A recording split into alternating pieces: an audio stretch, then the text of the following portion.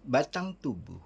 Batang tubuh dilambangkan suatu batang tubuh hewan dan batang tumbuhan yang nyata, buah-buahan yang nyata. Itu batang tubuh.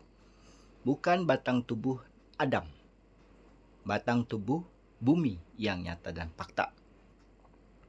Batang bumi adalah kaki kita yang putih, lalu kita memakan suatu hewan yang nyata dan fakta dan tumbuh-tumbuhan yang nyata. Disitulah batang tubuh jadi duluan.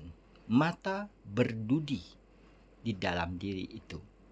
Begitu juga lahir, keluarlah suatu kepala. Kepala adalah suatu melambangkan bumi di dalam diri kita. Lalu bumi itu melambangkan di dalam dirinya suatu di dalam lendir yang nyata dan fakta. Lendir itu adalah suatu lumpur yang nyata dan fakta, bukan terbuat dari lumpur kita, tapi terbuat dari makan makanan dan sari-sarian itu. Hewan pun mengeluarkan suatu batang tubuh yang nyata dan fakta.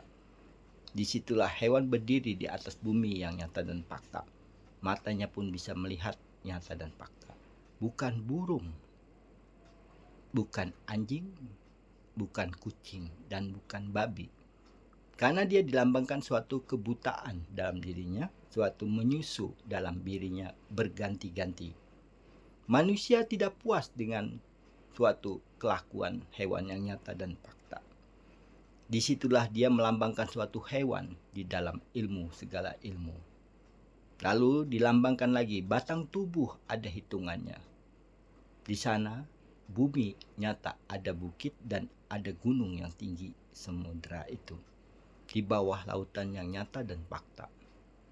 Di situ pandangan hanya satu dalam diri, ditutupi pakai tangan, gunung tidak terlihat, ditutupi bintang tidak terlihat, ditutupi matahari tidak terlihat.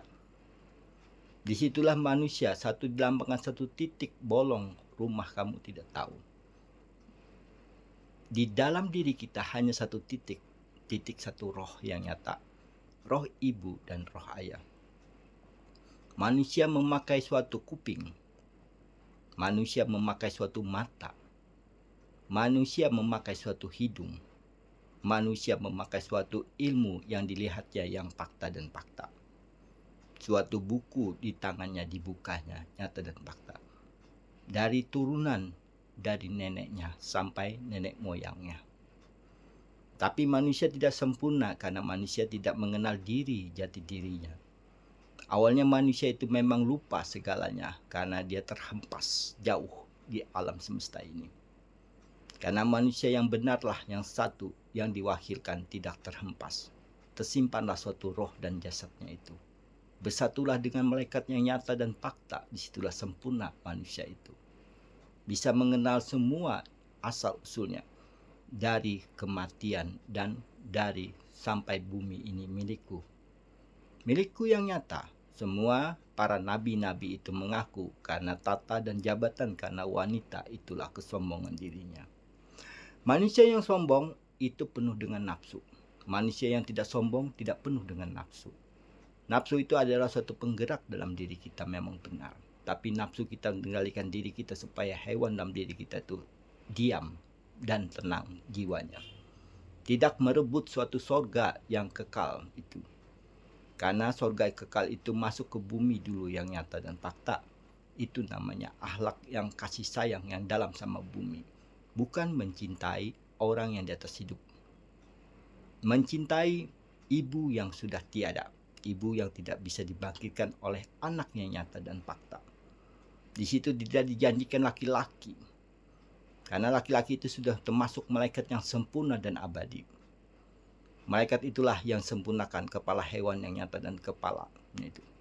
Kalau manusia itu tidak ada lagi di muka bumi ini. Makanya dikatakan surga itu kekal. Alam bumi ini kekal.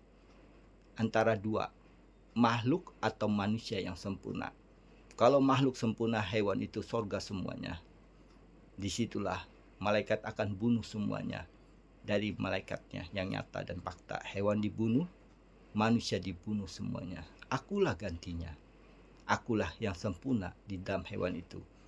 Karena janjinya sang kuasa, apabila manusia itu tidak sempurna, kamulah wahai malaikatku yang naik ke alam surgaku. Sempurnakanlah hewan itu bersama kamu sampai dia bisa bicara seperti manusia yang nyata dan fakta. Dilambangkan suatu burung yang terbang bisa bicara sudah. Dilambangkan hewan mulai ikut-ikutan bisa bicara. Apabila hewan itu sudah bisa bicara, semuanya bisa habis manusia yang nyata dan fakta. Manusia yang egois adalah manusia yang berbulu, tapi tidak berbulu seperti hewan yang nyata. Tapi hewan itulah yang berkuasa dalam dirinya.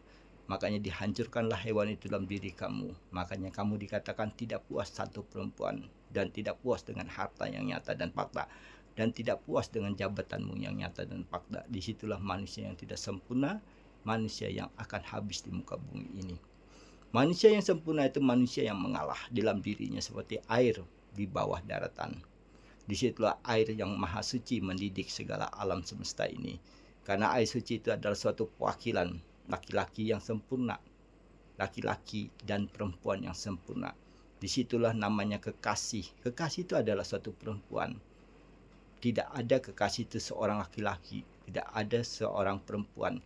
Karena perempuan itu berpasangan di muka bumi yang nyata dan fakta. Sempurnalah dia bersama manusia yang nyata. Nabi itu tidak bisa dinikahi. Nabi itu cuma melambangkan suatu perempuan yang suci dan abadi. Adalah perempuan di bawah bumi yang nyata, yang terbaring lama, yang mengeluarkan batu kepala kita sendiri. Disitulah perempuan yang dikatakan suci, yang diangkat bumi yang nyata dan fakta. Tiada bersekutu di dalam bumi itu laki-laki yang tidak sempurna dalam dirimu.